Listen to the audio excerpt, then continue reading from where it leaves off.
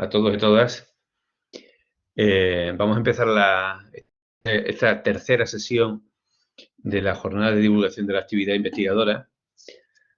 Seguro que los más ávidos y las más ávidas habéis comprobado que yo no soy María Rosa Herrera, que era la persona que tenía que coordinar la sesión de esta tarde. Bueno, nuestra compañera María Rosa,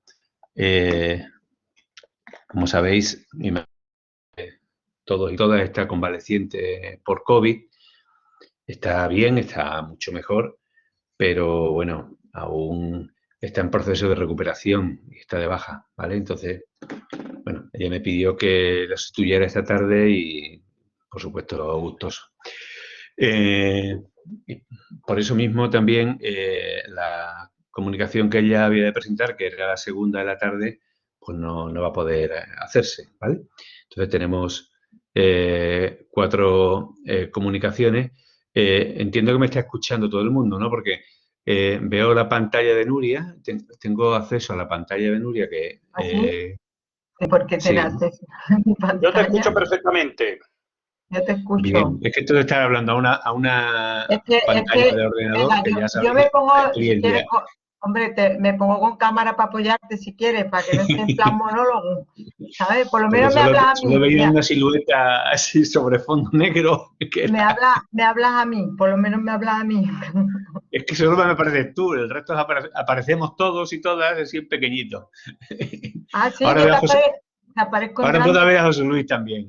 Así que ya otra cosa tenerlos ahí enfrente, hombre. Claro. Buenas tardes y disculpas, Germán. Hola.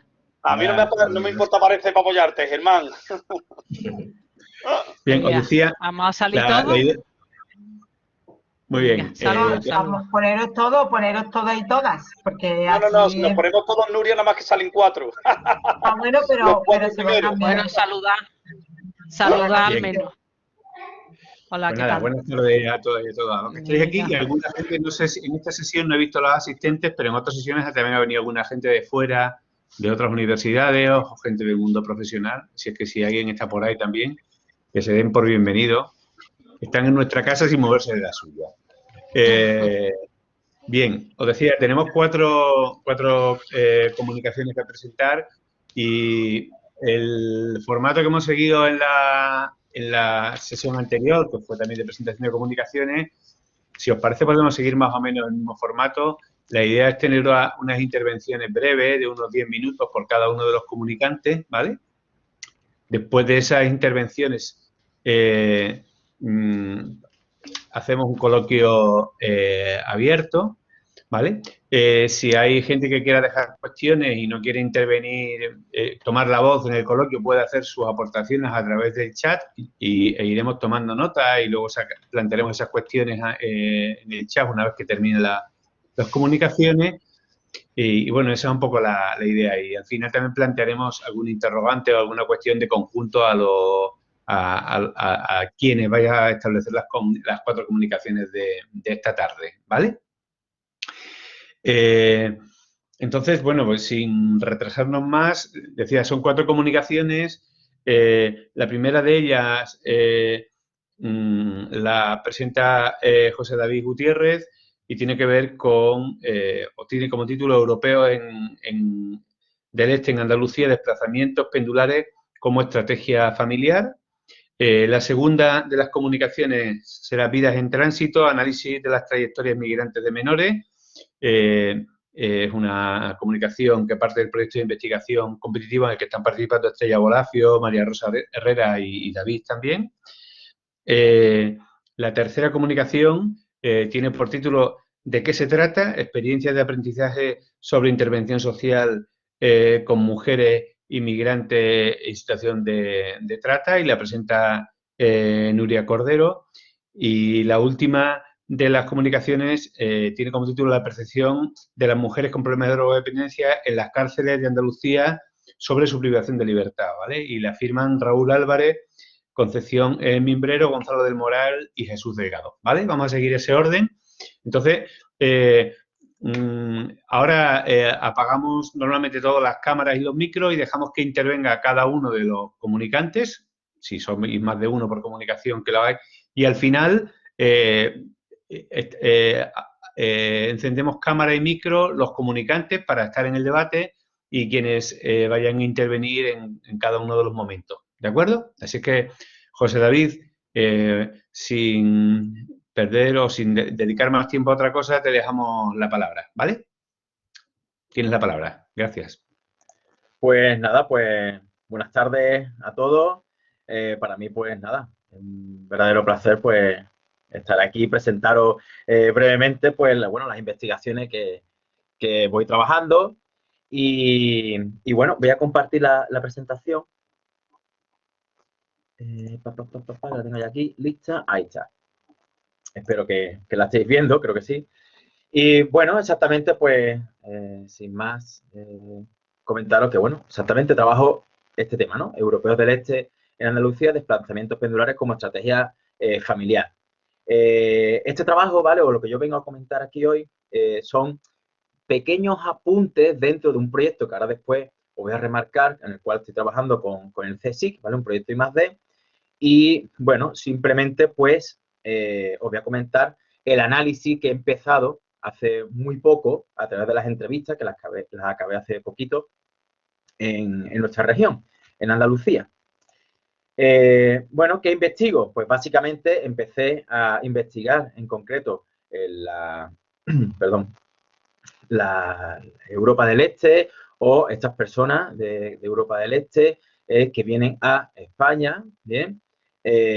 Bueno, pues en 2010 y, bueno, a lo largo de 2010 a 2021, pues bueno, he realizado, bueno, diferentes observaciones de campo, estancias de investigación, defendí mi tesis doctoral en el año 17 y, bueno, sobre todo me he llevado la investigación a un lugar en concreto, que era en Madrid, que era El Gallinero, que ya no existe, que bueno, era un asentamiento chabolista de los más grandes de Europa, en los cuales, pues bueno, había sobre todo muchísima población de Europa del Este, en este caso de Rumanía, porque yo me estoy centrando sobre todo en Rumanía, de población, bueno, pues de origen gitano, ¿bien? O de cultura gitana.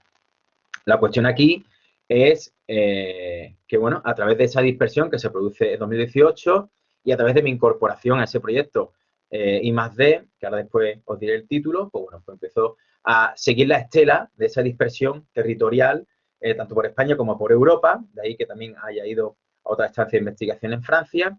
Y bueno, básicamente desde el año pasado, pues dentro del proyecto que iniciamos en 2008 hasta ahora, que estamos en una prórroga, ¿no? Debido al que 2020 fue el año de la pandemia, por así decirlo, no pudimos trabajar en condiciones, pues nos encontramos en este momento analizando los datos, llevando a cabo publicaciones y, bueno, dentro de ese análisis de datos, pues estoy yo ahora mismo con lo que os traigo aquí. El proyecto, por así decirlo, pues bueno, se llama Reconceptualizar el movimiento humano, leo literal, en el siglo XXI, estrategia e impacto de la movilidad de Europeos del Este en España, coordinado por como he dicho antes, por el Centro Superior de Investigaciones Científicas, el CSIC. En este caso en concreto yo me he centrado en la región de Andalucía, ¿bien? O digamos, yo he asumido la tarea de Andalucía. Aunque sí es cierto que con otros compañeros dentro del proyecto he podido desarrollar también otros lugares como viene siendo la Comunidad de Madrid y Cataluña. Pero bueno, sobre todo lo que hoy vengo a comentaros básicamente, así muy brevemente, viene siendo en relación a Andalucía. Bueno, como aspecto así relevante, bien, porque el tiempo va corriendo, el objetivo, digamos, de esta investigación centrada en Andalucía, pues examinar, ¿no?, las condiciones de vida de estas personas que proceden de Europa del Este, analizando todas esas estrategias, esos medios de vida desde su llegada a nuestra región. Bien, en total, y ya no creo que vaya a hacer ninguna más, porque ya me encuentro en este análisis de las entrevistas y tengo que, vamos, sería muy raro que hiciera alguna más, sería alguna entrevista así un poco extraña. He hecho 42 entrevistas a personas entre 18 y 52 años, ¿vale? Hombres y mujeres. Digamos que dentro de esos avances, bien, o ese constructo de marco teórico y conclusiones o diferentes resultados que vamos hallando, bueno, pues sobre todo en el marco teórico, en primer lugar, pues me estoy centrando en la perspectiva de la movilidad, bien, el análisis de la movilidad que tienen los autores como Scheller y Urri, como indico ahí, en cuanto al nuevo paradigma de movilidad, ¿no? En cuanto, digamos, ese carácter líquido, ¿no? Como decía Bauman, ese carácter líquido que tienen los movimientos que existen, ¿no? Y en este caso que yo defino como pendular, es decir, entre Rumanía y lo que viene siendo España, ¿no? Que independientemente de obviando, mejor dicho, la pandemia, pues bueno, ha habido un constante durante años de idas y venidas, ¿no? Entonces, digamos que se crea un nuevo paradigma de la movilidad que tiene que ver con el último punto que pone ahí abajo en cuanto a ese sentido, ¿no? De pertenencia a ambos países, ¿no? Entonces, bueno, analizo también dentro de este paradigma, ¿no? Ese nacionalismo metodológico, ¿bien? Digamos, reconceptualizando, ¿no? Esa visión entre lo local y lo global, ¿no? Ahondando un poquito más en la cuestión, pues bueno, me he centrado, ¿no? Desde ese primer contacto con Andalucía, ¿no? Esa primera llegada, cuando se produce, y, bueno, sobre todo también esa relación que existe con origen y cómo esas personas después, o las personas que están ya, que han venido aquí a nuestra región, pues bueno, van trayendo a sus distintos familiares. Como cosas curiosas, pues bueno, hemos visto dificultades dentro de la inclusión social, ¿bien? Sobre todo porque en el año 2007, en el momento, digamos, que hay la apertura a Rumanía y Bulgaria desde la Unión Europea con el espacio Schengen, pues claro, esa venida de muchísima población rumana coincide precisamente con la crisis económica, ¿no? Y en determinados sectores, en determinados territorios, en determinados espacios, pues existen relaciones bastante tensas y relaciones bastante problemáticas, ¿no? Que en algunos casos tienen que ver o tienen un componente étnico, ¿no? Entonces, digamos que muchísimas de estas personas, tanto en su llegada, bueno, a partir de su llegada en 2007, pues muchos pues, han tenido dificultades a la hora de incluirse socialmente, ¿no? O han tenido problemas de exclusión social. Así como otro dato interesante, pues sería que muchísimo o un 60% de lo que voy estudiando hasta ahora, pues ha tenido que bajar de estatus, ¿no? Hablamos de personas que en su país de origen, pues precisamente a lo mejor se dedicaban a la medicina, eran profesores bastante reputados algunos, investigadores, bueno, un amplio sector de profesiones, bueno, pues una vez que empiezan a emigrar a España y llegan a Andalucía, bueno, pues tienen que trabajar muchísimo como jornaleros, limpiando casas y, bueno, una serie de trabajos que no coinciden con o en primera mano no coinciden con su trabajo o profesión en origen, ¿no? Entonces, bueno, es bastante interesante ver cómo se producen todos esos procesos e incluso, una vez en España, cómo van subiendo precisamente de ese estatus laboral y ese estatus económico, ¿no? Entonces, bueno, me detengo ahí.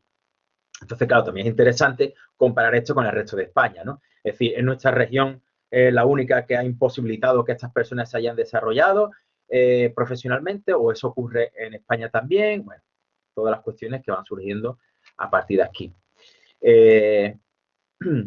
Tengo pendiente de tratar, dentro de la investigación, examinar estas diásporas rumanas, bien, que se ha producido desde el año 89 con la caída del muro de Berlín, bien, con la caída del bloque soviético, sobre todo por, bueno, Nicolae Ceausescu, ¿no? Que era el gran dictador, ¿no? Socialista de Rumanía. Pues bueno, a partir de entonces se ha creado un movimiento de diáspora en el exterior de Rumanía y en el interior, en el cual, bueno, pues quieren ser un país más moderno, y cómo se ven con distintas trabas debido a la corrupción, ¿no? Entonces, bueno, contemplo esto dentro de la investigación, forma parte de mi análisis, que como he dicho al principio, esto lo que os estoy poniendo aquí forma parte de ese análisis de las entrevistas que estoy desarrollando. Por otro lado, que es lo que más llevo tratando de hace muchísimo tiempo y donde tengo más artículos y desarrollé mi tesis doctoral y todo, se enfoca a los rumanos de etnia gitana, ¿no? Ya tengo bastantes entrevistas, incluso en otra investigación realizada y paralela, mejor dicho, incluido dentro del mismo proyecto, muchísimas entrevistas realizadas a población gitana, bien, en Andalucía, y bueno, quiero ver cómo lo puedo enlazar dentro de este análisis del proyecto, ¿no? En Andalucía, de cómo puedo enfocarlo y nombrar la dificultad de esta población, ¿no? Y por último lugar, pues, analizar esas segundas generaciones, ¿no? Que una vez que han venido de la primera generación, ¿vale? Esos padres, esos abuelos, cómo se ha producido esos procesos de inclusión social también para los hijos, ¿no? Si les ha costado más, si les ha costado menos. Pues bueno, creo que he cumplido con el tiempo. Bien, ya me dirán. Y bueno, muchísimas gracias.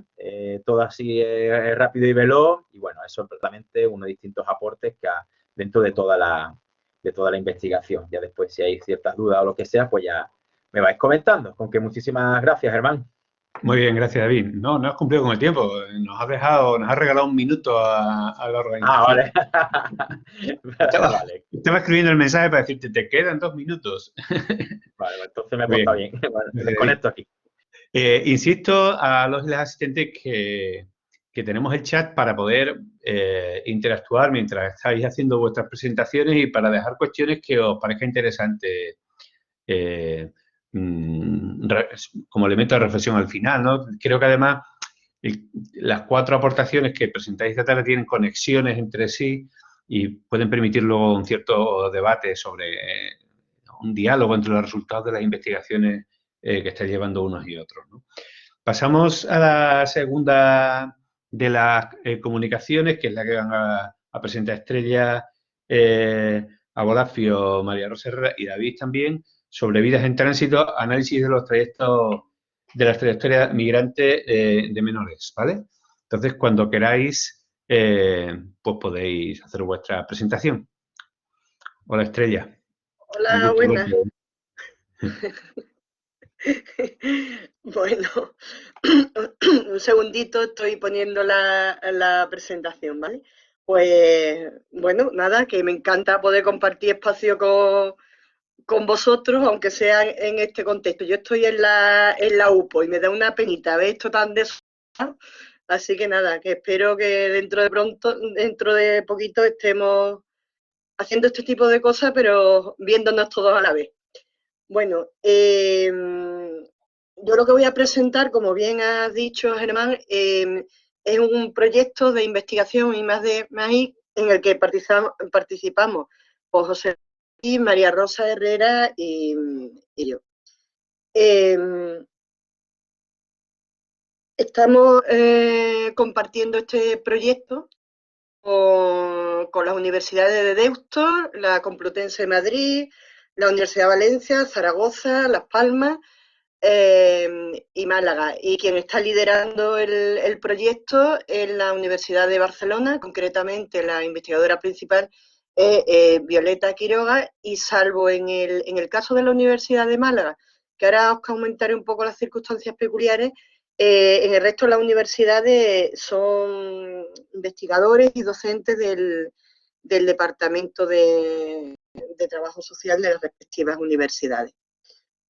El estudio, que, bueno, he quitado el título, lo he pasado muy rapidito, perdón. Estamos trabajando en el ámbito de los menores inmigrantes no acompañados o chicos y chicas y adolescentes diferentes familiares. Y lo que se busca, y es parte del título, es conocer la situación actual, los circuitos de atención y los modelos de intervención social y educativa. ¿Vale? Dicho esto, que me había adelantado, estamos participando todas estas universidades. Os comentaba el tema de Málaga, que iba a hacer un pequeño comentario que ya lo incluyo. Cada una de estas universidades lo que se ha hecho es responsable de la comunidad autónoma en la que está, o del análisis de la situación en las comunidades autónomas en las que están situadas. Entonces, bueno, pues evidentemente la Universidad de Barcelona hace el análisis de la situación de la comunidad catalana, Deusto, pues el País Vasco y así sucesivamente. En el caso de Málaga, son compañeras vinculadas a la Universidad de Málaga, pero están haciendo el trabajo de campo de las ciudades autónomas de Ceuta y Melilla. Por último, la Universidad Pablo de Olavide, pues como decíamos, pues estamos María Rosa, José David y yo, y en este caso, pues yo me hice responsable de coordinar la parte del trabajo en Andalucía. El proyecto que se ha ampliado por las cuestiones sobrevenidas del COVID se inició en el 2019, estaba previsto que acabara a final del 21 y de momento se prorroga hasta el 22. El objetivo general vinculado al título, pues ser capaces de plantear una alternativa a los actuales itinerarios, pensando además una cosa que es muy importante, que yo creo que da sentido a por qué somos estas universidades, y el análisis se hace también sobre estas comunidades concretas. Nosotros somos, dentro de Europa, en la frontera sur. Nosotros somos Andalucía y concretamente las ciudades de Ceuta y Melilla, ¿no? Entonces, una cuestión que parecía fundamental a la hora de plantear el trabajo sobre el fenómeno era entender que aunque las competencias son de las distintas comunidades autónomas, los chicos y chicas son acogidas, Ceuta, Melilla y Andalucía, pero luego tienen un itinerario que a veces es pendular, de ida y vuelta, por el resto del Estado español, y en muchas ocasiones el territorio español es un camino de paso hacia otros países europeos. Entonces, esa idea de itinerario de atención integral tiene las dos dimensiones, integral en cuanto a la persona, pero también una mirada en la que, digamos, se pudiera subsanar esa fragmentación que hay de la atención a los menores, dependiendo de las comunidades por las que van transcurriendo. En cuanto al objetivo específico, pues evidentemente analizar el fenómeno, y hablamos de, o se pone como fecha clave 2010.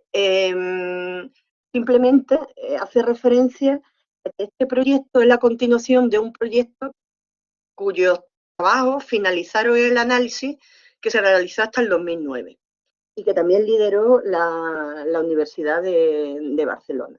Con lo cual este sería pues una segunda fase dentro de ese trabajo.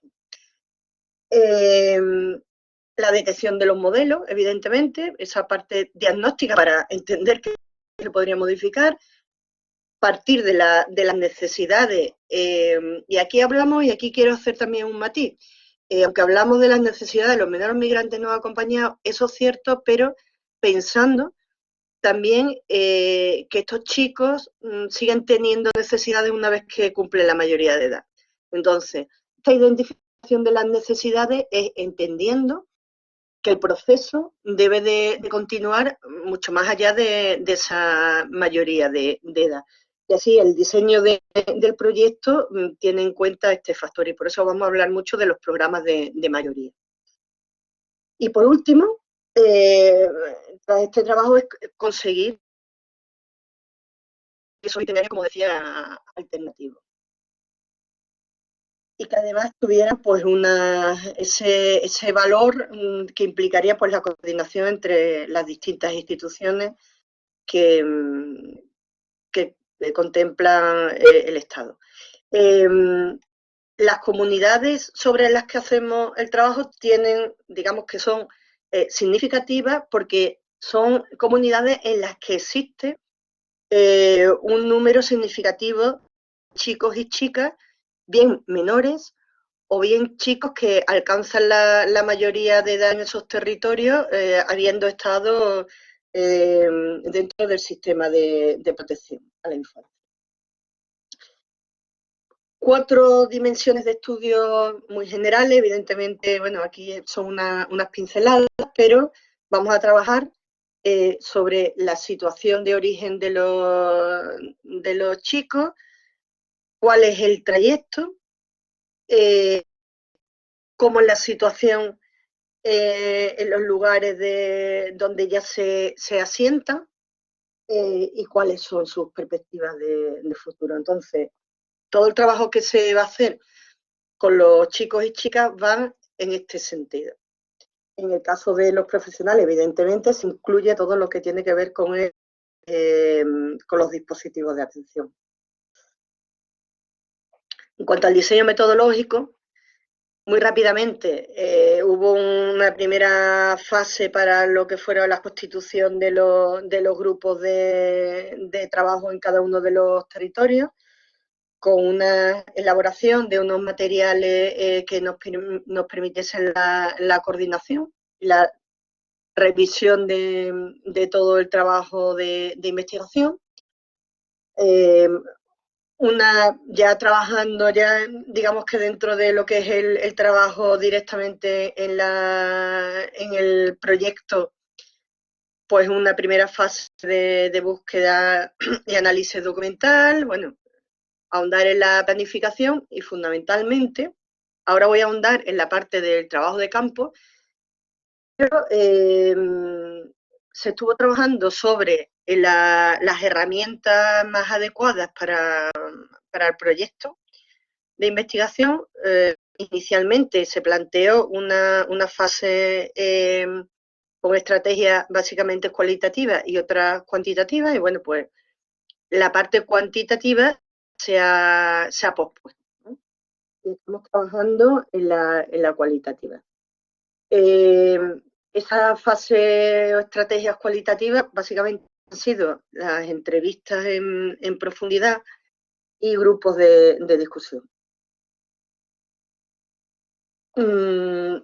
Estamos ahora mismo en la fase en la que ya se han realizado esas entrevistas, se han realizado esos grupos de discusión, se ha realizado la codificación en Atlas TIC, se han elaborado los informes con idea de poder pasar muy en breve a una devolución con los agentes que han participado sobre esos informes.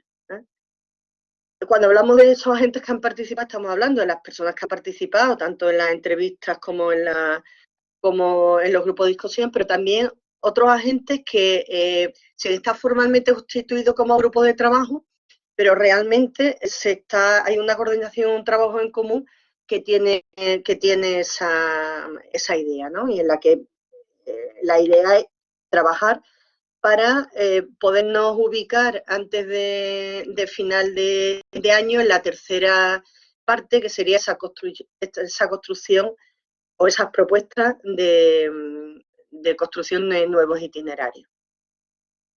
Por último, bueno, sería la propuesta para elevarla a las distintas administraciones públicas para conseguir que se pudieran afianzar.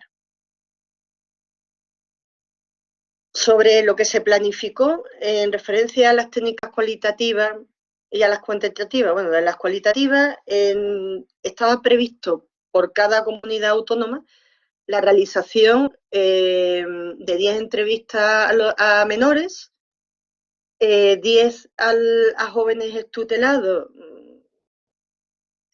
y 6 entrevistas a profesionales. Me paro a veces porque me cuesta mucho trabajo y es parte del debate teórico la denominación de estos chicos y chicas, ¿no? Entonces me cuesta ver qué expresión es la más adecuada, porque realmente todavía no hay un consenso sobre cuál debería de ser. Yo no me encuentro cómoda tampoco con la denominación de menores migrantes, utilizamos en muchas ocasiones, hablamos de niñas, niños y adolescentes sin referente familiar, tampoco, bueno, termina a lo mejor de acomodarse por aquello que, bueno, sí tienen referentes familiares, aunque no vengan con el familiar, ¿no? En su tránsito. En fin, perdonar mis titubeos cuando llego ahí porque me cuesta. Y luego las 6 entrevistas a profesionales. Luego en el grupo de discusión había previsto un grupo de discusión para profesionales que estaban en el servicio de primera acogida, otro para los profesionales que están en los servicios de intervención, básicamente lo que denominamos en residenciales básicos, y luego profesionales que trabajan en los programas de mayoría de edad. Luego, nuevamente, un grupo constituido por menores y otro por los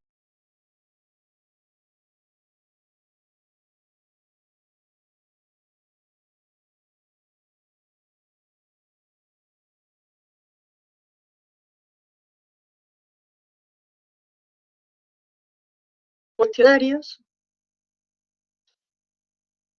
repartidos, que eso no se ha llegado a hacer entre las comunidades autónomas. Entonces, ¿cuál ha sido la situación real? Bueno, previo a esto, una de las cosas que se planteaba desde el grupo, desde la Universidad de Barcelona, fue una indicación a todas las comunidades para que contactáramos con la administración pública, con las distintas direcciones generales o consejerías competentes, con dos finalidades, o con tres si queréis: dar a conocer el proyecto, pedir la colaboración y las autorizaciones pertinentes y conseguir alguna vía añadida de financiación. La situación es que en Andalucía el contacto fue directamente a través de la Dirección General, con la directora general, y en su caso, bueno, nos lo trasladó a la responsable del centro, fue la negativa. Ninguna de las áreas. De estar en formato, igual llegaste, la idea era tener unos 10 minutos de presentación por cada uno de las comunicaciones. Venga, vale, perdonad. Bueno, me han mandado un mensaje privado, pero creo que no lo está leyendo. No pasa nada porque tenemos tiempo, pero para que te organices tú. ¿vale? Pues voy rápido, que es que no controlo yo el tiempo, pues no lo tengo aquí. Vale, bien, pues entonces, ¿la situación cuál ha sido? Poca colaboración, cosa compartida con otras comunidades autónomas, falta de autorización para hacer las entrevistas a los menores y falta de colaboración también para contactar con profesionales de la administración. ¿Qué es lo que hemos podido, que hemos decidido realizar? Bueno, pues de las entrevistas, en vez de 20 entrevistas a menores, se ha hecho todo a jóvenes tutelados, buscando un perfil cercano a los 18 años y otro perfil de chicos y chicas de una edad más avanzada.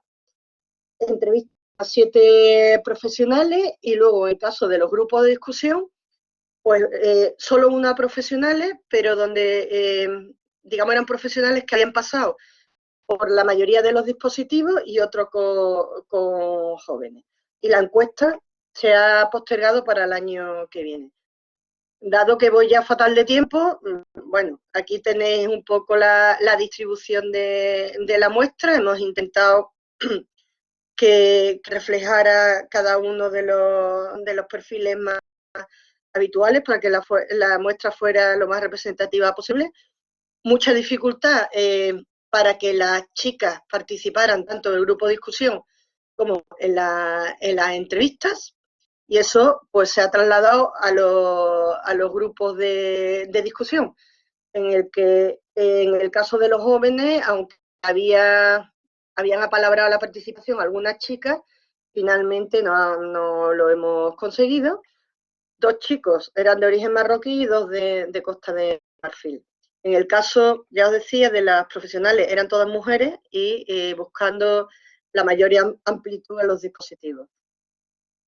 Este era el árbol de la codificación. Como veis, responde a las dimensiones que había comentado anteriormente y, como os decía, se ha hecho toda la codificación en el Atlas TIC. Estamos esperando los informes que van a realizar en Barcelona sobre todo el trabajo desarrollado de campo y que responde a este informe del territorio. Hay un informe por cada una de las comunidades. Estamos pendientes ya de la publicación inmediata de un artículo dentro de una monografía del siglo XXI en el que participamos todas las comunidades autónomas con nuestras respectivas aportaciones, y estamos pendientes de la participación en un monográfico de cuaderno de trabajo social. Ya está. Pues muchas gracias y perdona. Muy bien, gracias Estrella. Insisto, simplemente por organizar un poquito los tiempos, pero al faltar una de las comunicaciones tenemos también un poco de tranquilidad en la presentación. Vamos, si queréis, a la tercera de las comunicaciones. ¿Hay algunas preguntas? Clara Mairén ha dejado alguna. Luego, como dije al principio, cuando finalicen la ronda de presentaciones, vamos a ir tanto a cuestiones particulares de cada uno de los proyectos que os parezcan interesantes o recurrentes, como a elementos de carácter transversal que podamos reflexionar colectivamente. Dejamos la tercera, damos paso a Nuria Cordero, que nos va a presentar la tercera de las comunicaciones. ¿De qué se trata? Experiencia de aprendizaje sobre intervención social con mujeres inmigrantes en situación de trata. Nuria, cuando quieras.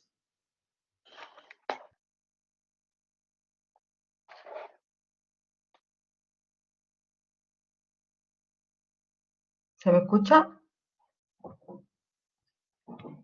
Se te escucha, pero no se te ve. ¿No se me ve? ¿Ahora se me ve? Ahora, Vale. Sí. Bueno, no es experiencias de aprendizaje, es experiencia y aprendizajes. No, y aprendizaje. ¿Vale? Perdón. Vale. No, esa es la puntualización de las preposiciones. Sí, es importante. Que a veces cuando, no, y sobre todo cuando leemos rápido, pues nos juega una mala pasada. Bueno, yo no he preparado exactamente una presentación. No se trata, ¿de qué se trata? Bueno, se trata de contar algunos de los aprendizajes y experiencias de los años que vengo trabajando, de la década que vengo trabajando con el tema de trata de personas, ¿no? Entonces, bueno, he resumido mucho para contaros algunas cuestiones que a mí me ha parecido, bueno, pues así como pinceladas, y después, bueno, pues si a alguien le interesa en el debate, pues hablamos de algo más concreto. Agradecer este espacio, lo dije el otro día, ¿no? Porque, bueno, me ha gustado mucho escuchar las tres que van delante y seguro que las que van detrás también son interesantes. El día anterior, es decir, este espacio de conocernos desde lo que hacemos, no de conocernos solamente desde las asignaturas que impartimos, ¿no? Sino de lo que venimos haciendo como trayectoria de investigación, pues me parece muy, muy interesante y muy necesario, ¿no? Y decía eso, que, bueno, pues que yo lo que traigo aquí es un poco, no un proyecto concreto, sino bueno, pues la síntesis así general de varios aprendizajes de distintos proyectos. Yo empecé a trabajar el tema de trata de seres humanos en el año 2010, empecé con un proyecto del plan propio de investigación de la UPO, después me presenté a una convocatoria nacional de la Agencia Española de Cooperación al Desarrollo, continué investigando el tema y después, bueno, pues me presenté a 3 convocatorias seguidas de la Agencia Andaluza de Cooperación al Desarrollo, y ahí han sido como los 3 grandes proyectos que he venido desarrollando en los últimos años. Y bueno, pues ¿cuál era de alguna forma una finalidad general que se podría decir de todos los proyectos o de todo esto que he venido haciendo, ¿no? Y me gustaba mirar un poco el histórico, ¿no?, de los proyectos, y había una finalidad, bueno, que puedo encontrar que es general, ¿no?, que acercarnos a conocer el fenómeno de la trata, y más concretamente el fenómeno de la trata de seres humanos, y más concretamente cómo afecta a las mujeres migrantes, ¿no?, que se encuentran localizadas, pues, en países de destino, como puede ser en el caso de España, Andalucía, pero que también son de tránsito, porque tampoco Andalucía es un destino definitivo para ellas, y otros países de tránsito como Costa Rica o el caso de Marruecos, ¿no? Entonces, de alguna forma, dentro de ese acercamiento al fenómeno de la trata, pues era cómo afectaba directamente a las mujeres que nos encontrábamos, a las mujeres migrantes que nos encontrábamos en esos contextos, ¿no? Y para eso, bueno, sí que había también un hilo conductor común en todos los proyectos, que para acercarnos a esa realidad había que hacerlo a través de las instituciones que venían históricamente trabajando en cada uno de los contextos, pues con estas mujeres, ¿no? Es decir, lógicamente eso también ha sido algo común. Como un objetivo también, o sea, concretando esa finalidad tan general en objetivos, bueno, pues en un objetivo más general también, un objetivo general, se podría decir que de alguna forma siempre me ha interesado buscar, bueno, pues cuáles son los discursos y las prácticas destinadas a fortalecer el tema de derechos humanos de estas mujeres, ¿no?, de estas mujeres migrantes en situación de trata, ¿no? Y desde ahí, desde ese objetivo general, pues buscar, estudiar y comparar las distintas políticas públicas que existen en los distintos contextos para garantizar o que tratan de garantizar algunos de estos derechos, analizar también las prácticas de intervención, porque ya que decía que como digamos nuestro acercamiento a la realidad siempre ha sido a través de las instituciones que están destinadas a la intervención social con estos colectivos, bueno, pues también analizar las prácticas que vienen haciendo para responder a las necesidades de estos colectivos y también un objetivo que ha estado común en todos los proyectos ha sido conocer las percepciones de las personas afectadas, es decir, conocer las percepciones de las mujeres afectadas por esta situación. A mí me parece que una de las cuestiones más interesantes a destacar en todos estos trabajos para mí ha sido las cuestiones, bueno, la cuestión epistémica que atraviesa todos estos proyectos, la teoría crítica de derechos humanos, ¿no? Desde la que vengo trabajando y en la que me sirve como prisma para mirar de distintas maneras la realidad.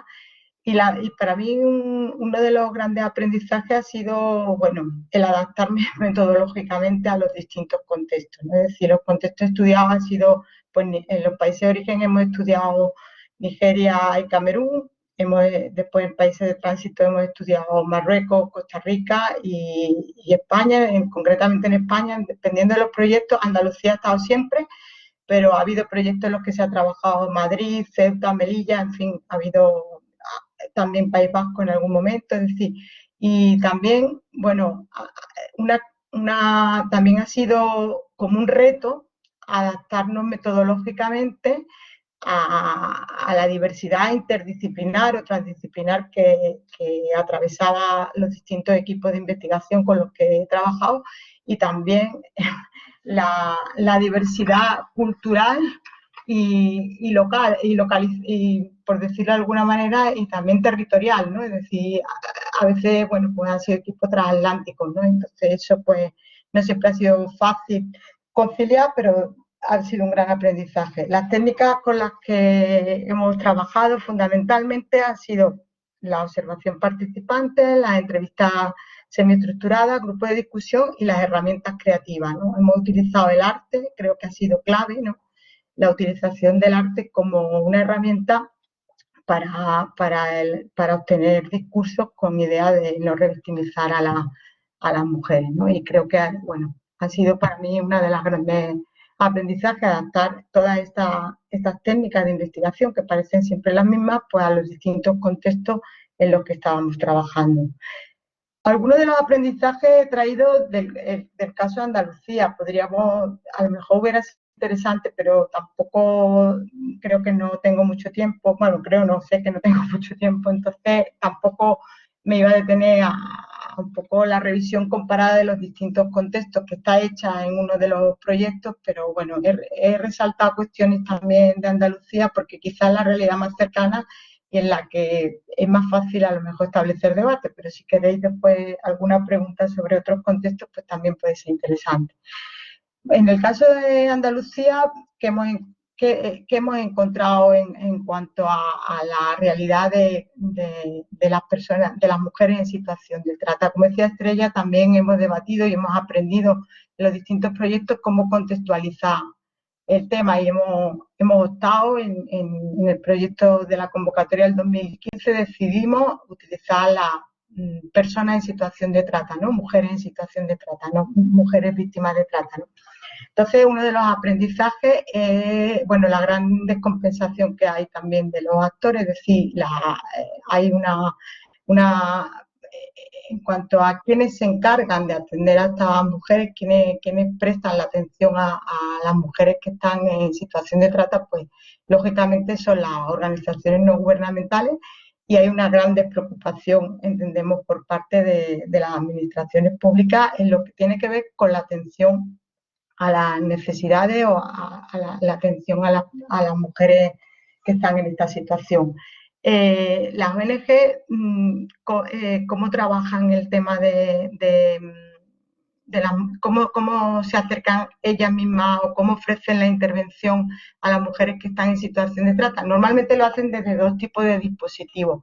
O mujeres que están en situación de vulnerabilidad social, es decir, pues que trabajan prostitución, trabajan toxicomanía, trabajan cárceles también, es decir, mujeres en situación de vulnerabilidad, o también está el caso de las organizaciones que trabajan con mujeres migrantes. Entonces, como que son dos puertas de entrada para llegar a las situaciones de trata porque no es fácil llegar directamente a mujeres en situación de trata. Entonces, las organizaciones utilizan como esas dos vías para llegar a esa realidad, ¿no? Después también encontramos que, bueno, hay una falta también en todas estas organizaciones, claro, de programas o de propuestas específicas para las mujeres víctimas de trata. Cada vez va habiendo más, esto ha ido cambiando, o sea, en esta década en la que yo he venido trabajando, esto ha ido cambiando. Es decir, en los últimos 4 o 5 años se ha visto un incremento de programas o de propuestas específicas para mujeres que están en situación de trata, pero lógicamente la propuesta ha sido como más generalista, de atender como mujeres en exclusión social o mujeres migrantes que trabaja específicamente el tema de trata.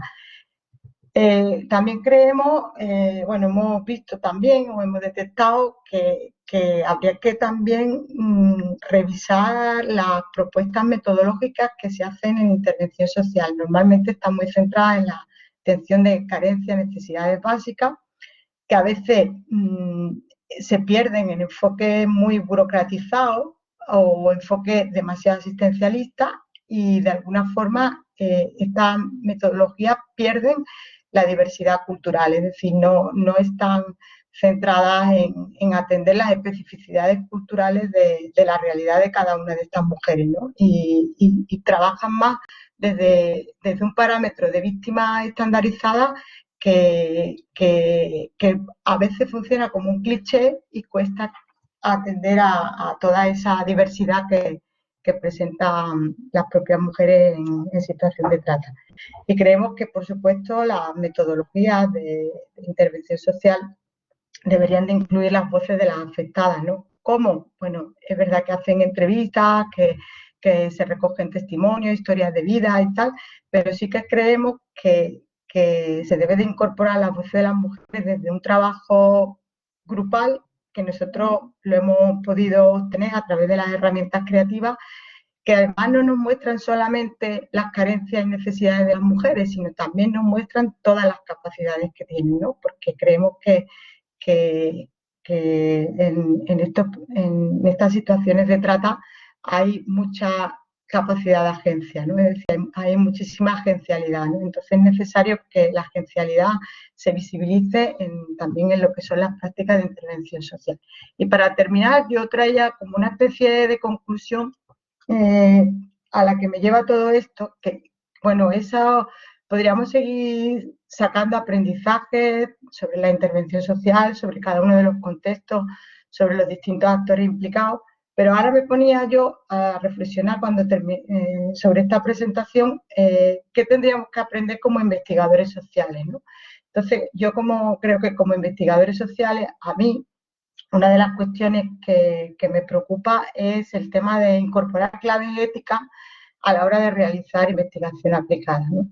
Para evitar sobre todo algo que criticamos en la intervención, pero que también puede pasar en la investigación, que es la cosificación de las que he llamado sujetas de la investigación, es decir, de las personas que estamos investigando, ¿no? Entonces, para eso, bueno, pues necesitamos, como decíamos, enfoques teóricos y metodológicos que se adapten a cada uno de los contextos, ¿no? Nosotros programábamos, por ejemplo, talleres y nosotros tuvimos que rehacer en cada momento, en cada contexto, los talleres, porque es que no había forma, o sea, si lo repetíamos exactamente igual, vulnerábamos los derechos de las personas en sí mismos en cada uno de los contextos, ¿no? Y también es importante visibilizar las demandas que nos hacen las personas, las sujetas de la investigación. Es decir, también nosotros por el camino nos hemos encontrado que el trabajo, claro, en esa discusión de distanciamiento y de cercanía que mantenemos como investigadores con las personas afectadas cuando estamos investigando, se producen también demandas, es decir, se producen relaciones, interacciones que muchas veces generan demandas a nosotros como equipo de investigación. Entonces, yo creo que nosotras y nosotros como investigadores debemos de incorporar en los productos de investigación alguna categoría que recoja esas demandas que nos hace. En nuestro caso, tuvimos que cambiar algunos de los productos y para atender algunas de estas demandas que iban surgiendo por el camino, ¿no? Y por supuesto, y creo que esto es clave también, establecer puentes colaborativos, redes de colaboración con las entidades participantes. Es decir, si para nosotros ha sido posible realizar estas investigaciones que llevamos haciendo una década, ha sido porque las entidades han mostrado confianza hacia nosotros. Lo menos que podemos hacer es trabajar colaborativamente con ellos, pues estableciendo, bueno, yo le llamo como trueques, ¿no? Es decir, como haciendo pequeños trueques en la medida de nuestras posibilidades para también colaborar nosotros con la universidad, con los agentes que participan, ¿no? Y no me detengo más, el equipo, básicamente he trabajado con gente que, bueno, casi siempre he trabajado con gente que no es del Departamento de Trabajo Social, salvo en el proyecto 2015, que he trabajado del departamento con Jesús Delgado, ¿no? Y en las jornadas del año pasado de investigación, él concretamente presentó el proyecto nuestro de buenas prácticas, ¿no? Pero al mismo tiempo, aunque no he trabajado directamente el tema de trata, también está vinculado a todo lo que Juan Blanco contaba el otro día con el trabajo de sexualidades, porque pertenezco, bueno, al GISAP, al Grupo de Investigación Acción Participativa, y al mismo tiempo al Laboratorio Sociohistórico de la Sexualidad. Entonces, todo lo que contaba Juan Blanco el otro día, pues lógicamente él decía, esto también está aquí incluido todo el trabajo que viene haciendo Nuria. Y no sé si me he pasado del tiempo, perdonadme, pero cualquier cosa. Y los productos también están a disposición, hay vídeos, hay libros, está todo gratuito porque es de los proyectos. Si queréis, pongo ahí en el chat los enlaces, si os parece de interés, y os los paso en cualquier momento. Muchísimas gracias. Muy bien, gracias, Nuria. Y nada, como estrella te has pasado el tiempo, pero en ambos casos ha merecido la pena. Por lo tanto, no estamos mal usando el tiempo, lo estamos reinvirtiendo, ¿no? Bien, pasamos a la última de las comunicaciones, ¿vale? Espero no equivocarme esta vez en el título. La protección de las mujeres con problemas de drogodependencia en las cárceles de Andalucía, sobre su privación de libertad. La verdad es que ponéis unos títulos que son matadores. Es para impresionarte, Y es una comunicación que, aunque presenta nuestro compañero y colega Raúl Álvarez, está también trabajada con Concepción Mimbrero, Gonzalo del Moral y Jesús Delgado, aunque alguno de ellos está por aquí también, no sé si van a intervenir, ¿vale? Así que, Raúl, somos todo oídos.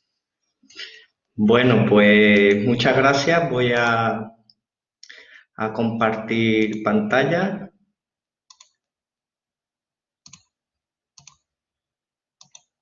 ¿La veis? ¿Estáis viendo? Y se ve perfectamente, Raúl. Vale, gracias. Bueno, buenas tardes a todas y todos. Voy a comentar, como dice el compañero y amigo Germán, pues este título tan rocambolesco, sobre todo por la palabra drogodependencia y muchos otros términos que vais a escuchar durante la exposición, que lógicamente son debido al ámbito jurídico penitenciario en el que se ha desarrollado. Agradecer al departamento, la organización de la jornada, y efectivamente este trabajo es un trabajo conjunto entre compañeros y compañeras de un par de departamentos de la UPO, más el equipo de profesionales de la Federación Enlace. Tengo que mencionar a estas organizaciones que aparecen ahí, Enlace, a la Agencia de Servicios Sociales y al Instituto Global de Salud de Arizona, porque todos ellos han tenido algún papel en algún momento dado en el desarrollo de este trabajo de investigación. Trabajo de investigación de carácter exploratorio, porque tenemos la intención de alguna manera, después de este trabajo exploratorio, embarcarnos en un proyecto de mayor dimensión y de mayor envergadura en todos los sentidos, ¿no? Como aparece en la diapositiva, el equipo de investigación ha sido un equipo mixto donde hemos combinado profesionales de la intervención directa con profesorado de la Pablo de Olavide y la verdad es que la experiencia de esos trabajos a nivel de equipo mixto ha sido de lo más enriquecedor. Lo que aparece en el extremo superior derecho pues son productos que se están derivando del trabajo, que van a ser publicados de manera inminente, tanto los informes técnicos por parte de la agencia Enlace y la UPO, como un decálogo de buenas prácticas por parte de Enlace, posteriormente una monografía que va a ser distribuida entre el mundo de las organizaciones y las administraciones, y bueno, los correspondientes artículos, y lo que estamos ya de alguna manera es discutiendo en ese proyecto de mayor envergadura, porque de aquí de alguna manera lo que pretendíamos era obtener la base para estructurar un proyecto mucho más ambicioso. Sabéis que el proyecto pues, es un proyecto que se ha centrado en la realidad de las prisiones, de los centros penitenciarios andaluces, y partiendo de esa realidad que el mandato constitucional establece en el artículo 25.2 de que las penas privativas de libertad deben de estar orientadas fundamentalmente a la reeducación y la reinserción social. A partir de ahí, la primera cuestión que hicimos fue hacer un análisis en profundidad, fundamentalmente a nivel de datos, de cuál era la realidad de la población penitenciaria en general y especialmente de la población femenina. Y en ese sentido nos hemos ido encontrando pues que, en primer lugar, la población penitenciaria de mujeres es una minoría, está en torno al 7,5% dentro de una población total de unos 50.000 personas privadas de libertad. Con respecto a los delitos con los que las personas, digamos, con problemas de drogodependencia acceden a prisión, hay coincidencias en hombres y mujeres. Fundamentalmente los delitos se concentran en los relacionados con delitos contra el patrimonio y la ordenación socioeconómica, básicamente para que lo entendáis, pues todo lo que tiene que ver con robos, y contra la salud pública, que para que lo entendáis, pues tienen que ver fundamentalmente con el menudeo, el trapicheo o incluso el tráfico a gran escala de sustancias estupefacientes. La realidad de la mujer en prisión, la verdad que es una realidad poco estudiada, a la vez que sangrante. Primero porque pertenecen a una minoría dentro del conjunto, como he mencionado, y fundamentalmente porque los centros específicos para mujeres escasean. Solo existen 4 en todo el territorio español, y eso supone ya de entrada un alejamiento de muchas de ellas de sus hogares y de sus familias cuando tienen que cumplir condena. La mayoría están en centros mixtos, que para que lo veáis gráficamente, pues son los típicos centros penitenciarios donde la mayoría de los módulos son para hombres y existen unos módulos particulares para mujeres. Esto ya en sí es un elemento a identificar y analizar porque tiene muchas consecuencias para la vida de las mujeres dentro de prisión. Hay otro tipo de realidades, como la de las mujeres embarazadas con hijos menores de 3 años, que también existe una ausencia de recursos clamorosas para ello. También se da la paradoja de que a veces los módulos que existen para madres están infrautilizados, de manera que a la vez que necesitamos más recursos, los que existen no necesariamente están ocupados. Y, por otra parte, bueno, la diferencia con respecto a la situación de la población masculina es clamorosa por el número de centros que ahí se reflejan. ¿Qué es lo que básicamente nosotros perseguíamos? Por una parte, aproximarnos a la percepción que las mujeres tienen de la vivencia de la privación de libertad y, lógicamente, con el consumo de drogas como motivo central, no solo de su ingreso en prisión, de su vida cotidiana dentro de las prisiones. Y, por otra parte, también conocer la valoración que ellos hacen tanto de los centros penitenciarios, junto con los profesionales que trabajan con ellas.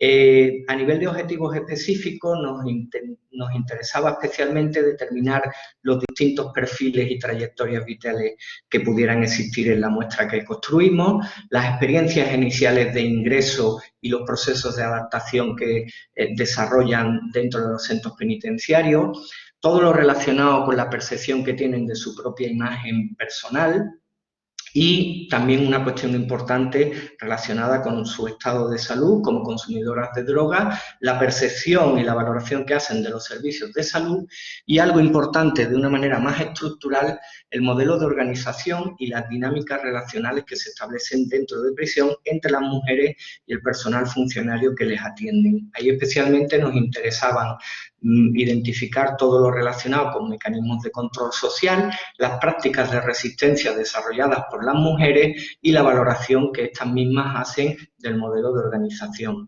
Lógicamente, todo esto se hacía con una intención de realizar luego aportaciones tanto a las instituciones penitenciarias para las organizaciones en su trabajo cotidiano. En esta plantilla podéis ver la muestra de mujeres y de funcionarios. De alguna manera hemos conseguido esa variabilidad interna que en la muestra es necesaria para que de alguna manera obtuviéramos discursos significativos, aunque la muestra fuera pequeña, hemos conseguido esa variabilidad interna. Hay distintos discursos muy significativos y en esta ficha de alguna manera lo que hacemos es resumir lo que ha sido la arquitectura desde el punto de vista metodológico del trabajo desarrollado. Un trabajo lógicamente de carácter muy inductivo, basado en la teoría fundamentada, con el proceso de categorización familiar que incluso nuestro compañero del Moral ha sido de alguna manera artífice después de mucho trabajo en los procesos de codificación con Atlas TI. Las fuentes teóricas donde encontramos similitudes con trabajos como por ejemplo los que ha desarrollado Nuria, y en la muestra hemos trabajado en este estudio exploratorio con 10 mujeres y con 4 funcionarios y personal técnico. Las variables que hemos utilizado en la muestra para conseguir esa variabilidad son las que ahí se indican y los bloques temáticos son esos 4 que ahí aparecen. Todo el proceso de contactación ha sido tremendamente complicado porque las mujeres son reacias a participar después de su estancia en prisión en cualquier tipo de estudio.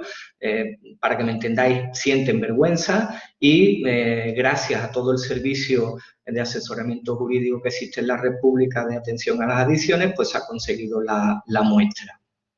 Con respecto a los resultados, en relación al objetivo de los perfiles y trayectorias, hemos identificado pues tanto las mujeres que provienen de familias desestructuradas como las familias no desestructuradas.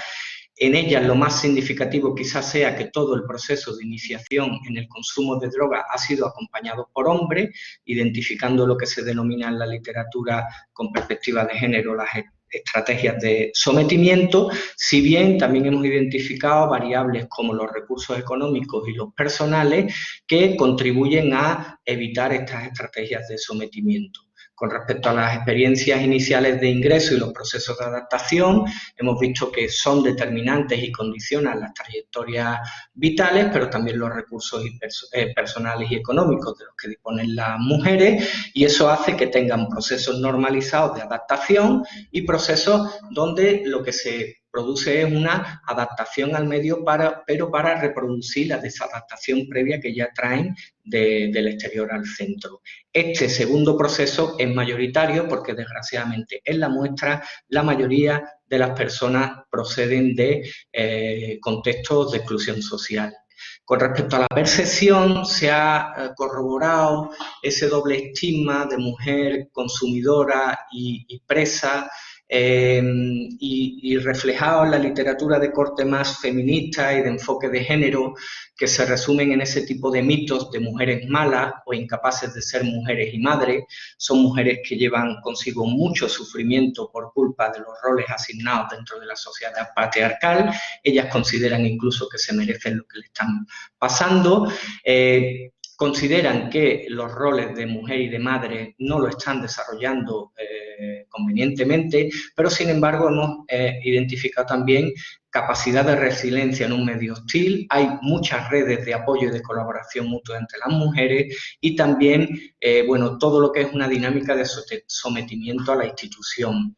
Los servicios de salud probablemente sean de los servicios que más merezcan la pena prestar atención, producto de el fracaso que en ese sentido parece representar los centros penitenciarios desde el punto de vista de la atención psicológica y de la atención al problema de la adicción a la drogodependencia. Ahí hemos apuntado algunos de los elementos identificados. Y con respecto al modelo de organización y de centro, es un modelo pensado, diseñado y organizado y controlado por hombres. Y yo creo que eso ya lo dice todo con respecto a cómo el modelo de organización de los centros penitenciarios en sí mismo es un modelo que oprime, somete a la mujer dentro de prisión. Hemos querido destacar, muy relacionado con nuestra profesión, el trabajo social, lo clave que para todas las mujeres es el tema de la humanización de las relaciones y de la asistencia, aun teniendo los recursos que ahora mismo tienen. Si esa humanización se produce, la valoración y la percepción cambia significativamente. Y a nivel de conclusiones, desgraciadamente tenemos que corroborar conclusiones de otros estudios que van en la línea de la invisibilidad que sufren las mujeres dentro de prisión, los procesos de adaptación que sufren y cómo el modelo de organización de alguna manera somete especialmente a la mujer más que al hombre. Y retomando ese mandato constitucional de que las penas privativas de libertad deberían de cumplir para la reeducación y la reinserción social, desgraciadamente en la muestra lo que identificamos es que en ningún caso se ha conseguido esa reeducación y reinserción social de la que habla. Como muestra un poco de esos 4 grandes bloques temáticos que hemos abordado, pues os mostramos los mapas conceptuales que hemos construido y que lógicamente están desarrollados en el informe técnico. Sobre las familias de origen, el inicio en el uso y consumo de drogas y el ingreso en prisión, las estrategias de adaptación, la imagen social, la identidad femenina en estas mujeres y todo lo que es el impacto del modelo de organización de los centros en las mujeres. Como os digo, estamos en este nivel exploratorio y estamos trabajando de alguna manera en el diseño y en la discusión pues, del proyecto, digamos, que debe dar continuación a este trabajo exploratorio. Y por mi parte, muchas gracias y lo que queráis plantear, pues aquí estoy.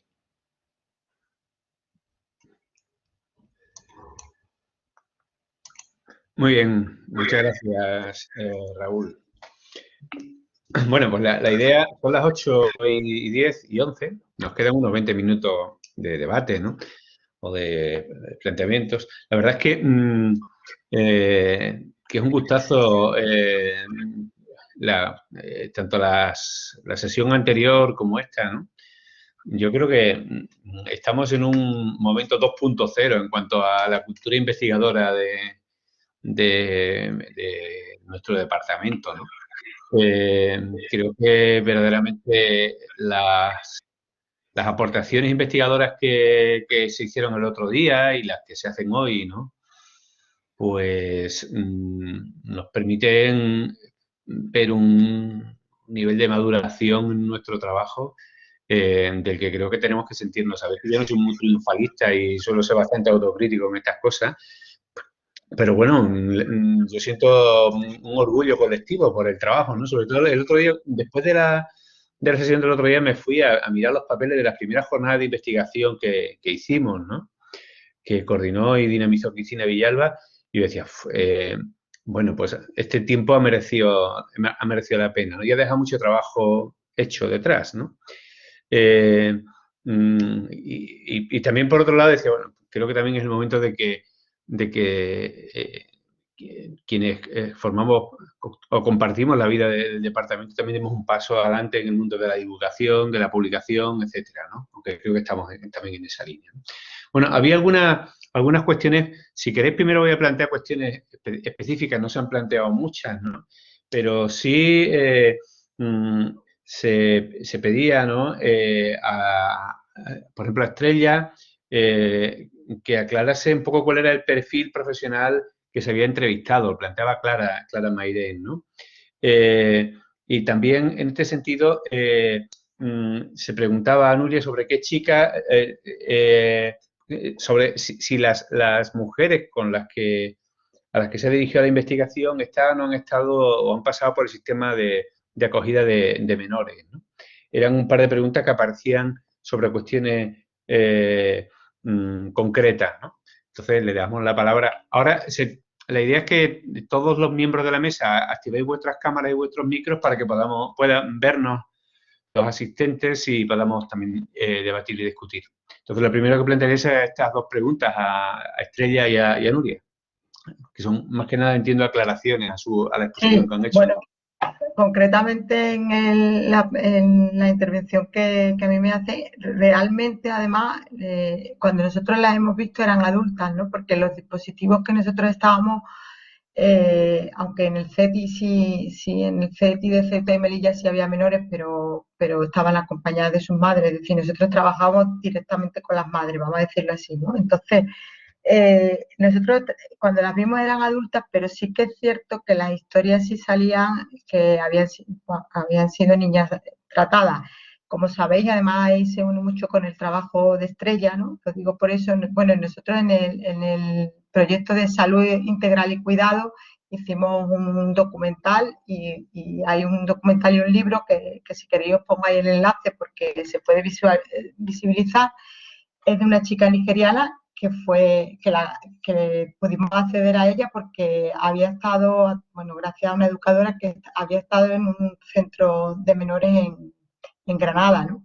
Cuando nosotros la conocimos ya era mayor de edad, ¿vale? Pero realmente su historia de trata era de niña. Y el problema que hay en Andalucía es que dentro de la categoría de MENAS, como que discutía Estrella, ¿no? De menores no acompañados, pasan muchas niñas que son víctimas de trata, ¿no?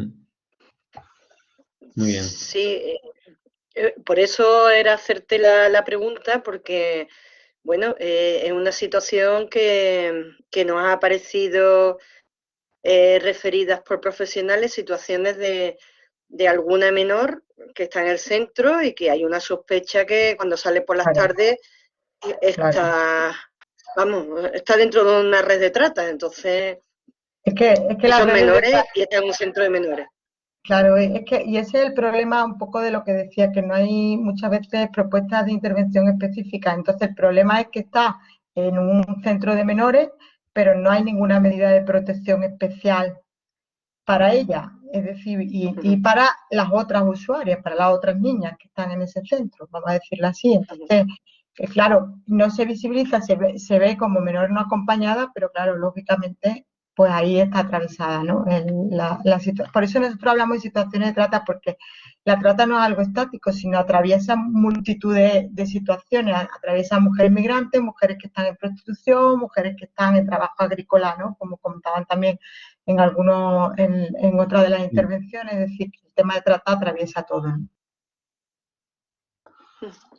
Muy bien. Bueno, ahí a Estrella se le preguntaba sobre el perfil profesional, sobre qué perfil profesional habíais entrevistado en vuestro proyecto de investigación. Sí, bueno, perdonad si se va en algún momento, que se me va la cobertura aquí en el despacho. Por si desaparezco, no es intencionado. Mira, si es la disciplina a lo que te refieres, pues se ha hecho entrevista a trabajadores sociales, en algunos casos voluntarios que tenían una formación totalmente ajena a lo social, pero que están trabajando como gestores o directores o monitores en programas de mayores. Entonces ha habido bastante diversidad. Algunos de los compañeros creo recordar, había otro que en el grupo de discusión había una psicóloga también. Y de memoria, pues había trabajadores sociales, educadores sociales, psicólogos, pedagogos, y ya os digo, y algunos que la formación no era específica para la intervención social, pero desde el voluntariado pues estaban realizando esas tareas de acompañamiento. Y no sé si la pregunta iba orientada hacia otra si no me dice. Bueno, Clara está por ahí, si quiere intervenir ella, ahora puede hacerlo. ¿Vale? Podéis pedir la palabra, levantáis la mano. Sí, Clara. Sí, hola, ¿se me oye? ¿Puedes? Hola. Si no te importa, Hola, activa la cámara. Vale. ¿Vale? A ver, espérate. Cancelar. Es que no me deja activarla, no sé qué le pasa. No sé, no me deja. A veces Bueno, tarda un venga. poquito, ¿eh? A veces tarda un poquito. Nos acordamos de tu cara, no te preocupes. Bueno, la gran mayoría habéis sido mis profesores. Yo he sido alumna vuestra, soy trabajadora social.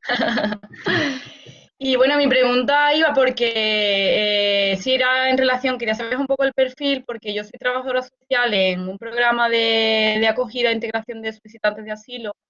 Y bueno, me interesaba un poco aportar también que creo que sería interesante la visión de profesionales desde el punto de vista jurídico, porque creo que la situación administrativa de este perfil es fundamental a la hora de trabajar la integración en todas sus áreas.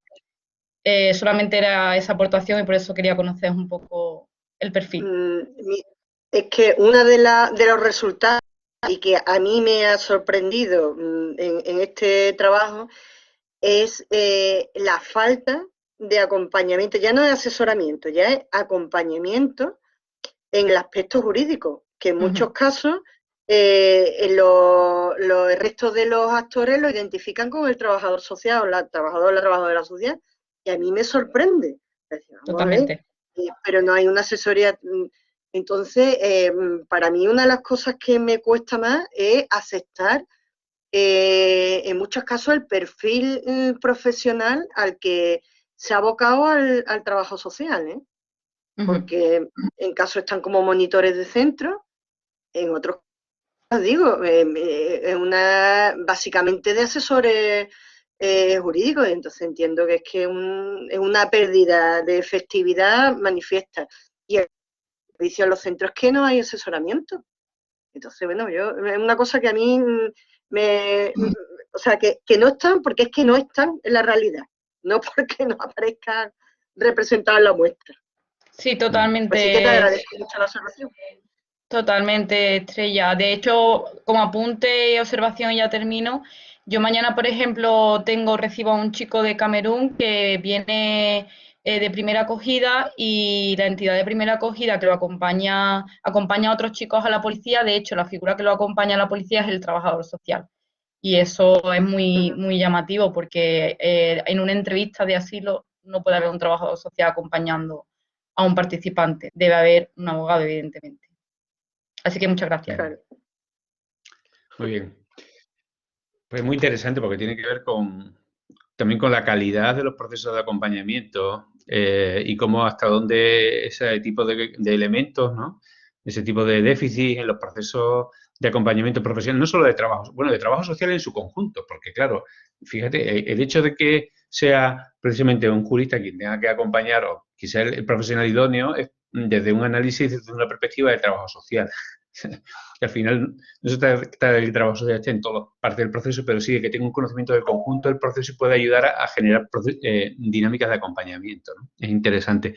Bien, nos quedan unos minutos y yo creo que se han planteado algunas cuestiones en vuestros proyectos, ¿no? Nuria hacía una reflexión al final sobre una serie de cuestiones que tenían que ver con las claves éticas, con los elementos relacionales y con los temas de redes de entidades, ¿no? No nos va a dar tiempo a tocarlo todo, pero a mí me parece que tanto los aspectos éticos de los procesos de investigación como los aspectos, digamos, de conexión, de generación de redes son muy sugerentes en los distintos proyectos que habéis presentado aquí, ¿no? Entre otras cosas porque todos ellos tienen en común que van focalizados a sujetos colectivos que viven situaciones de vulnerabilidad y de negación de derechos sociales muy, muy potentes, ¿no? Entonces, ¿hasta dónde nuestros proyectos de investigación contribuyen a esa garantía de derechos y a su vez tienen en cuenta no vulnerar la dignidad y los derechos de las personas? Me parece una cuestión muy, muy interesante. No sé si esta cuestión que planteaba Nuria, que tenía que ver con esas claves éticas, ¿cómo la vivimos en nuestros proyectos de investigación? ¿Qué tipo de situaciones nos encontramos y qué resortes estamos desarrollando en esta línea? Es una pregunta que os hago así, en conjunto a cada uno de vosotros, pero también al resto de compañeros y compañeras que están en esta sala virtual. ¿Pregunta al aire o quieres que te contestemos yo por lo mismo? No, pregunto al aire, pero cae encima, claro. Mira, pregunto vamos a ver. online. Ay, pues mira, a mí me ha resonado mucho lo que ha planteado Nuria, por dos cuestiones. En nuestro caso, yo me siento muy mal cuando los chicos y las chicas, en muchos casos, bueno, o por lo menos en algunos casos, están dentro de una lucha por defender la situación del colectivo, que la colaboración con nosotros, que es la universidad, puede favorecer eso. Cuando yo sé, bueno, lo que nos ha pasado con la dirección general, que es que hay una situación de no cambiar nada. Vamos, hoy ha habido una entrevista a un ministerio de Vox, que el comentario que hizo esta mañana es que lo que había que hacer es que desaparecieran los MENA. Digo, ¿eso qué significa? Entonces, claro, a mí me genera de verdad un malestar inmenso esa situación. Y luego, en el otro sentido, claro, con las entidades tuve, bueno, nos ha pasado el tema, por ejemplo, de las formaciones y situaciones en las que yo creo que como universidad podemos aportar muchísimo y podemos favorecer ese trabajo y ese apoyo, pero no hay una estructura favorecedora. O sea, yo, por ejemplo, una necesidad que hemos visto, formar a los chicos tutelados como monitores dentro de los centros y como mediadores interculturales. Es una necesidad. Si hubiese alguna manera estructural de favorecer personas que están en esa situación, podríamos hacer cuestiones de formación importantes, pero es que la universidad es tan complicado para cualquier cosa y que esté normativizado, que la verdad a mí me cuesta, pero es lo que me pide el cuerpo, decir, oye, vamos a montar un título propio, vamos a montar algo, porque está la necesidad y porque desde la formación podemos favorecer que estos colectivos estén en mejor situación. Muy bien. Raúl había pedido la palabra también. Sí, yo coincido con vosotros y con vosotras que el tema de la ética de los derechos humanos es un tema pues, como clave, que además como profesionales del trabajo social no podemos perder de vista, pero es verdad, como decías tú, Germán, que luego en la práctica, tanto en la práctica de la intervención como en la práctica de la investigación, especialmente pues, con colectivos como los que estamos hablando y en contextos como los que estamos hablando, es un arma de doble filo que hay que saber gestionar para que verdaderamente tú puedas trabajar respetando esa ética y esos códigos y ese derecho humano sin que se te vuelva en contra en el proceso de trabajo, sea de intervención o de investigación. Las cárceles en ese sentido son súper sensibles y son súper reacias a ver qué vas a hacer tú o qué vas a investigar tú en esta realidad, porque es palpable ya la vulneración de los derechos básicos dentro de las prisiones, con lo cual no queremos más jaleo del que ya de por sí tenemos que asumir teniéndonos que callar. Ahí, de alguna manera, la estrategia que tanto en intervención como en investigación se está desarrollando en el contexto penitenciario, sobre todo en el ámbito que yo controlo de la drogodependencia, de alguna manera es intentar pensar en positivo y asumir que la institución en su conjunto es una institución que socialmente está dejada y abandonada.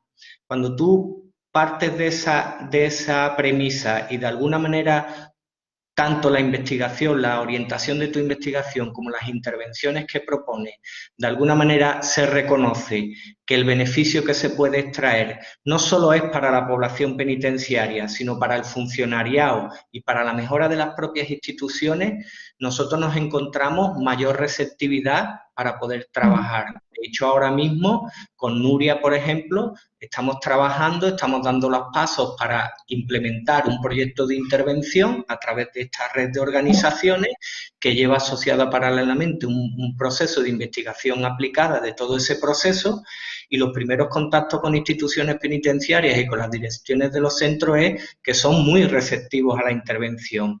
Lo que evidentemente vamos siendo conscientes de que follones, jaleo y más, digamos, empoderamiento de la gente en clave que se vuelva con la institución, eso ni nosotros lo perseguimos, pero ni necesitamos implementarlo porque la ética de los derechos humanos yo creo que se puede trabajar de una manera mucho más constructiva, que de alguna manera haciendo de tripas cuando vemos la cantidad de vulneraciones que se producen, que es cierto que se producen, pero hacemos un flaco favor a la gente si nos dejamos llevar por estrategias poco inteligentes, ¿no?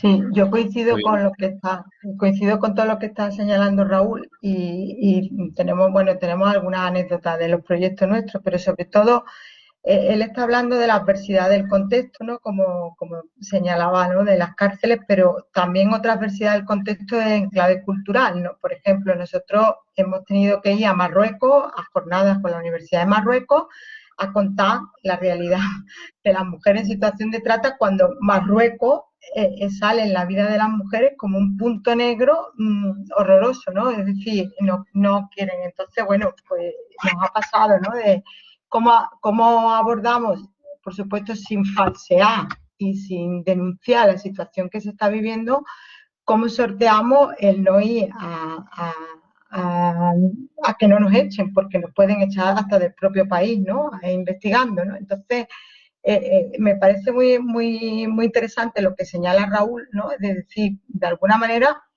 es como hacer la crítica constructiva, es decir, hacer aportes constructivos dentro de los límites contextuales, ya sean institucionales o contextuales culturales, etcétera, que te marca el propio margen de actuación. Es decir, que ahí hay como que está midiendo hasta qué punto puedes decirlo de una forma o puedes decirlo de otras formas, ¿no? Nosotros, ya digo, Jesús Delgado, bueno, estuvo en Camerún, que no sé si ha podido participar en las jornadas y también hubo algunas limitaciones contextuales en Nigeria, pero recuerdo perfectamente, además, en la Universidad de Marruecos, ¿no? Una experiencia bastante violenta con uno de los proyectos, porque, claro, dentro del propio equipo había el debate de que había que denunciar la propia situación de Marruecos en Marruecos. Entonces, claro, es como bueno, pues eso, con esa inteligencia, con esas habilidades emocionales, vamos a decirlo así, de decirlo de otra forma que además a ellos les interese, porque lo que nos interesa es sumarlo, no excluirlo. Lo que nos interesa es que se sumen para ver en qué medida podemos ir modificando algo, porque si lo eliminamos de la ecuación cuando ellos son los agentes que de alguna forma están propiciando este tipo de investigaciones, pues si lo eliminamos de la ecuación no hay posibilidad de continuar, ¿no? Bien, yo creo que es muy interesante y muy sugerente. Es más, creo que de cara a la jornada a las próximas jornadas deberíamos plantear una reflexión. Yo ya el día cuando estuvimos organizando la jornada planteé que sería interesante abordar este tema de la ética porque me parece que tiene un montón de aristas, ¿no? Interesantísimas, y además creo que es uno de los espacios en los que el trabajo social como disciplina tendría que aportar un elemento genuino. Es decir, yo creo que deberíamos ir desarrollando una línea, y Nuria tiene una trayectoria creo que muy rica en el conjunto del departamento, no solo porque sea profesora de ética, sino por la trayectoria investigadora que ya ha ido desarrollando y construyendo en un proceso largo, ¿no? De que verdaderamente tendríamos que investigar cómo investigamos. No en trabajo social, sino en ciencias sociales. Y creo que trabajo social puede ser un buen actor para ayudar a investigar cómo investigamos en el ámbito de ciencias sociales, ¿no? Porque planteaba Paco Romanco antes el riesgo, por ejemplo, otro aspecto del que hemos hablado de manera muy tangencial ahora, ¿no? El riesgo de la cosificación de los sujetos, ¿no? Y creo que yo, por ejemplo, en mi experiencia en Polígono Sur estos años he visto cómo, y estoy viendo cómo utilizamos los espacios como un elemento para sacar rentabilidad a nuestras dinámicas de investigación sin preocuparnos verdaderamente ni el contexto ni el sujeto, sin ser el elemento central de preocupación, perdón. ¿Vale? Entonces entiendo que esa posición a mí me parece una posición éticamente muy frágil, ¿vale? Es más, me parece abiertamente criticable en cualquier foro, ¿no? Creo que los sujetos son el centro de nuestros procesos de investigación, no son nuestros intereses, ni nuestros procesos. Entonces, ¿cómo buscamos? Pero por otro lado también tenemos intereses y procesos particulares, o sea que no se trata de negarlos, sí, pero sí es importante establecer una dialógica, investigar sobre esa dialógica, ¿no? Me parece que esto es fundamental porque la manera en la que el trabajo social se convierte, a mi juicio, en disciplina investigadora es cuando hace trabajo social en la investigación,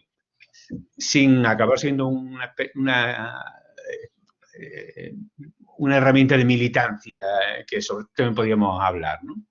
Bueno, nos quedan 1 o 2 minutillos. Paco ha pedido la mano, pero como yo ya he abusado de la palabra, Paco, te pido por favor que sea lo más... Sí, voy a ser muy rápido, muy rápido. Solamente quiero agradeceros en primer lugar, a la jornada. Han sido las intervenciones muy interesantes, cada una de ellas desde un punto de vista muy complementario.